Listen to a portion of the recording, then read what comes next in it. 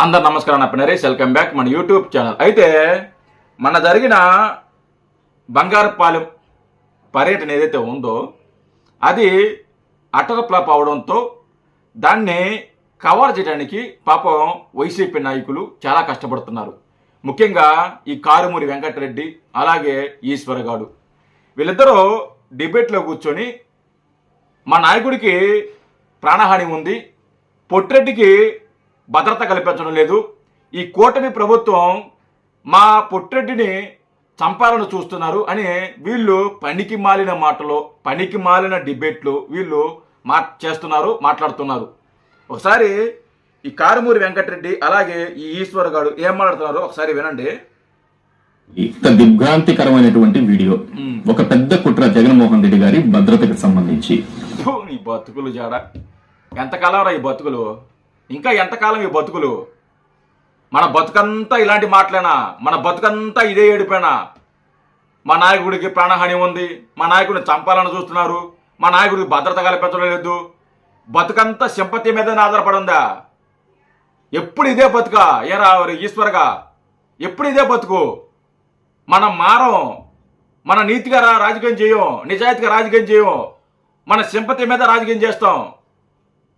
ప్రతిసారి ఏ ప్రోగ్రాం పెట్టుకున్నా సరే, ఏ ప్రోగ్రాం పెట్టుకున్నా అది అటర్ ఫ్లాప్ అయిపోద్ది, అది ఫ్లాప్ షో అయిపోద్ది. అది సాయంత్రానికి డిబేట్ పెట్టి ప్రాణహాని ఉంది, భద్రత కల్పించడం లేదు, ఇదే ఏడుపు, ఇదే బతుకులు. మన బతుకులు మార్చుకోము, మన డిబేట్లు మార్చుకోము, మన మాటలు మార్చుకోము. ఎంతకాలం ఈ సింపతి రాజకీయాలు? ఎంతకాలం ఇలాంటి బతుకు? సిగ్గుండక్కర్లా కొద్దిగాను కూడా? ఎంతకాలం ఈ బతుకులంతా మీకు సిగ్గులేని బతుకులు? వీడియోతో సహా బయటపడింది. ఇంత కుట్రపూరితంగా వ్యవహరించడం వెనుక ఆంతర్యం ఏంటి అంటే, ఆగరా రే ఆగో. పొట్టిరెడ్డి వల్ల ఎవరికైనా ప్రాణహాని ఉంటుందేమో కానీ ఎవరి వల్ల పొట్టిరెడ్డికి ప్రాణహాని ఉండదు. పొట్టిరెడ్డి వల్ల ఎవరికైనా ప్రాణహాని ఉంటుంది. వాళ్ళ చెల్లెలికో, వాళ్ళ తల్లికో, వాళ్ళ తమ్ముడికో, లేకుంటే నీకో, పక్కన వెంకటరెడ్డికో వాళ్ళకు ప్రాణహాని ఉంటుంది. పొట్టిరెడ్డికి ఏమీ కాదు. అతను బయటకు వచ్చిన ప్రతిసారి కూడా కార్యకర్తలకు ఇబ్బంది పడుతున్నారు, ప్రజలు ఇబ్బంది పడుతున్నారు, కానీ పొట్టిరెడ్డి ఎక్కడ ఇబ్బంది పడుతున్నారా? పొట్టిరెడ్డికి ఏమి కాదురా, ఏమీ కాదు. పొట్టిరెడ్డి వల్ల ఎవరికైనా ప్రాణహాని ఉంటుంది. సిగ్గులేని మాటలు. నిజంగానే ప్రమాదం జరగాలని కోరుకుంటున్నారా? అంటే ఓపెన్ గానే చెప్పారు కదా వాళ్ళు, ఈశ్వర్ గారు. సాక్షాత్ ప్రస్తుతం ఉన్నటువంటి స్పీకర్ అయ్యన్న పాత్రుడు ఏం చెప్పాడు? వైఎస్ఆర్ కాంగ్రెస్ పార్టీ బతికే ఉందండి, జగన్మోహన్ రెడ్డి గారు లేకపోతే భౌతికంగా లేకపోతే భౌతికంగా బతికే ఉన్నాడు కదా ఇంకా అని ఆయన మాట్లాడే మాటలు. చంద్రబాబు నాయుడు గారు ఏమంటున్నారు? శాశ్వతంగా భూస్థాపితం, రాజకీయంగా భూస్థాపితం చేస్తానంటాం వేరు, శాశ్వతంగా భూస్థాపితం అంటే భూములు కప్పి పాతేస్తానంటున్నాడు జగన్మోహన్ రెడ్డి గారు. అంటే చంపేయాలి జగన్మోహన్ రెడ్డి గారు అని సాక్షాత్ ముఖ్యమంత్రి అంటున్నాడు. సిగ్గులేదు వీళ్ళకి, కొద్దిగా సిగ్గులేదు. చంద్రబాబు నాయుడు గారు మాట్లాడింది క్లియర్గా ఉంది, క్లియర్గా ఉంది ఆయన ఏం మాట్లాడారు అని. దాన్ని వక్రీకరించి వీళ్ళు మాట్లాడే మాటలు ఉన్నాయి చూసారా? ఒరే కారుమూరి వెంకటరెడ్డి, నీకు సిగ్గుందిరా నీకు? చంద్రబాబు నాయుడు గారు ఏం మాట్లాడారు ఒకసారి వినిపిస్తా, వినరా? వారు పోరంబోకు వినరా? సిగ్గులేని మాటలు. ఆ భూతాన్ని భూస్థాపితం చేశానంటాను. చెప్పండి సార్. చేశారా? చేస్తారా? చేస్తున్నాను అని చెప్పాను, చేస్తానని చెప్పాను. ఈ 5 ఏళ్లలోనే భూస్థాపితం చేయకపోతే మళ్ళా బుసలు కొడితే రాష్ట్రం అంతా నాశనం అయిపోతుంది.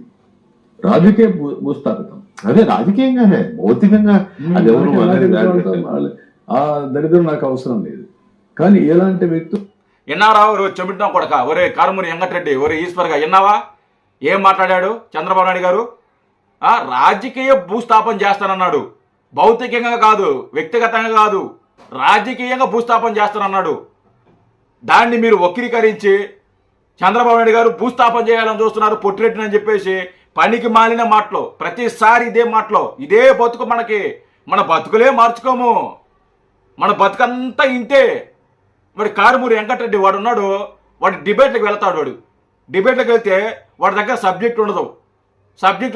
ఎవరైనా సబ్జెక్ట్ మాట్లాడితే వీడి బూతులతో రెచ్చిపోతాడు. ఇంకా మీ పార్టీ అది, మీ పార్టీ ఇది, మీ పార్టీ కార్యకర్తలు అలాంటి వాళ్ళు, మీ పార్టీలో ఉన్న మహిళలు అలాంటి వాళ్ళు అని చెప్పి నోరేసుకుని పడిపోతారు.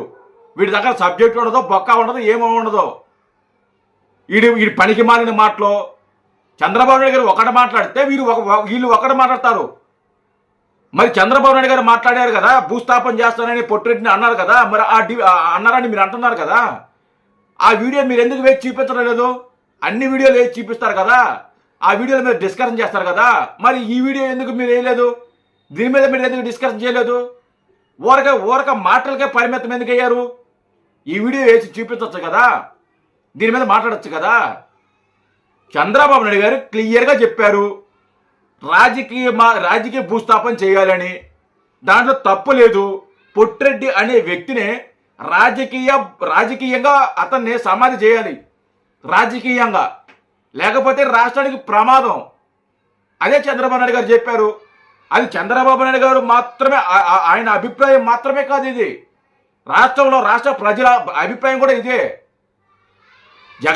పొట్టిరెడ్డి అనే వ్యక్తి ఉండకూడదు రాజకీయాల్లో, అతనుంటే ఈ రాష్ట్రానికి ప్రమాదం అని రాష్ట్ర ప్రజలందరూ అనుకుంటున్నారు. ఇది ఇలా ఉంటే వీడు వస్తాడు మళ్ళీ, ఎవడు, మన పేరు నానిగాడు. వీడు రేపు మేము అధికారంలోకి వచ్చిన తర్వాత చంద్రబాబు నాయుడు గారిని, లోకేష్ గారిని మళ్ళీ జైలుకి పంపిస్తాము అని చెప్పేసి వీడు మాట్లాడుతున్నాడు. వీడు ఏం మాట్లాడుతున్నాడు ఒకసారేనండి. ఇదే సంస్కృతి, ఇట్లాంటి తప్పుడు కేసుల సంస్కృతే మీరు ఈ సమాజానికి, లోకానికి, ఈ రాష్ట్రానికి సాంప్రదాయంగా అలవాటు చేసి వెళ్తే, నేను ఒకసారి చంద్రబాబు నాయుడిని, ఈ రాష్ట్ర డీజీపీ గారిని, ఇద్దరిని ప్రశ్నిస్తున్నా. ఇటువంటి తప్పుడు పనులు, తప్పుడు కేసులు, తప్పుడు సాంప్రదాయాన్ని ఈ రాష్ట్రానికి మీరు అలవాటు చేస్తే, ఆనవాయితీగా ఇచ్చెళ్తే 2015-16లోనో రాజమండ్రిలో కృష్ణా పుష్కరాల్లో మీరు, మీ శ్రీమతి గారు, మీ అబ్బాయి, మీ వందిమాగదులు అందరూ కలిసి గోదావరిలో బుడుంగని ముక్కు మూసుకుని 3 సార్లు మునిగింది. సినిమా తీయటానికి బోయేపాటిని తెచ్చుకుని సినిమా తీయటం వల్ల ఒక్కసారిగా మీరు గేట్లు వదలటం వల్ల 30 మంది ప్రాణాలు కోల్పోతే, వాళ్ళ కుటుంబాలు రోడ్డున పడితే, రేపు మళ్ళీ జగన్ గారు వచ్చిన తర్వాత ఆ 30 మంది కుటుంబాల్లో ఇంట్లో వాళ్ళ కూతుళ్ళో, కొడుకులో, తమ్ముళ్ళో, చెల్లిలో, భార్యలో వచ్చి జగన్ గారికి కేసిస్తే, రేపు చంద్రబాబు నువ్వు 302 కింద 30 మందిని చంపావని ముద్దాయి అవుతావా అని అడుగుతున్నాను. మరి మీరు అధికారంలో ఉన్నప్పుడు మీరు అధికారంలో ఉన్నప్పుడు ఏం పీకారా? మీరు అధికారంలో ఉన్నారు కదా, మీరు ఏం పీకారప్పుడు? మీరు ఎందుకు అప్పుడు కేసులు పెట్టలేదు? మీరు ఎందుకు అప్పుడు అరెస్టులు చేయలేదు? నువ్వు, నీ మీద కేసు పడితే నువ్వు మీ భార్య వెనకాల దాముకున్న వ్యక్తివి, నువ్వు నన్ను అరెస్ట్ చేయొద్దు అని చెప్పి పారిపోయిన వ్యక్తివి, నువ్వు సిగ్గు లేకుండా మళ్ళీ వచ్చి ప్రెస్ మీట్లు పెట్టి పెద్ద పెద్ద ముద్ర మాటలు మాట్లాడుతున్నావు. ఆ పేరు నన్ను సిగ్గనక్కర్లా, నేను కొంచెం కూడా సిగ్గనిపించలా? మీ అధికారంలో ఉన్నారు కదా మీరు, అప్పుడు ఏం పీకారు? అప్పుడు ఏదైనా పీకలేకపోయారా మీరు? అప్పుడు పీకలేందే రేపు వీళ్ళు అధికారంలోకి వచ్చినాక పీకతారంట. ముందు రావాలి కదా మీరు పీకటానికి. ముందు రండి చూద్దాం, తర్వాత పీకుదురు కానీ. అప్పుడు పీకలేందే మళ్ళీ రేపు అధికారంలోకి వచ్చాక పీకతారంట వీళ్ళు. సిగ్గుమాలిన మాటలు. ఇలాంటి వాడు కూడా కేసు పడింది, వీడి మీద కేసు పడింది ఎక్కడ అరెస్ట్ చేస్తారని చెప్పేసి పారిపోయి దాముకున్న వ్యక్తి పేరునని చంద్రబాబు నాయుడు గారి మంచితనంతో మహిళల జోలికి వెళ్ళకూడదు, వాళ్ళని అరెస్ట్ చేయకూడదు అని చెప్పి ఆయన ఆదేశాలు ఇస్తే, ఆ తర్వాత బయటకు వచ్చి చంద్రబాబు నాయుడు గారికి ఆ ధన్యవాదాలు చెప్పుకున్నాడు. చంద్రబాబు నాయుడు గారు మహిళల పట్ల చాలా గౌరవంగా ఉంటారు, చంద్రబాబు నాయుడు గారికి ఆ ధన్యవాదాలు అని చెప్పి వాడే ప్రెస్ మీట్ పెట్టి మాట్లాడడం జరిగింది. ఆ తర్వాత బయటకు వచ్చి వీడి పెద్ద పెద్ద ముద్ర మాట్లాడుతున్నారు. సిగ్గుండాలరా కొద్దిగా కూడా. మనం మాట్లాడే మాటలేంది, మనం వాగుడేంది, దానికి ముందు మనం చేసిన పనులేంది ఒకసారి ఆలోచించుకోండి. ఎంతకాలం ఇలాంటి సింపతి రాజకీయాల మీద బతుకుతారు? ఎంతకాలం ఇలాంటి రాజకీయాలు చేస్తారు?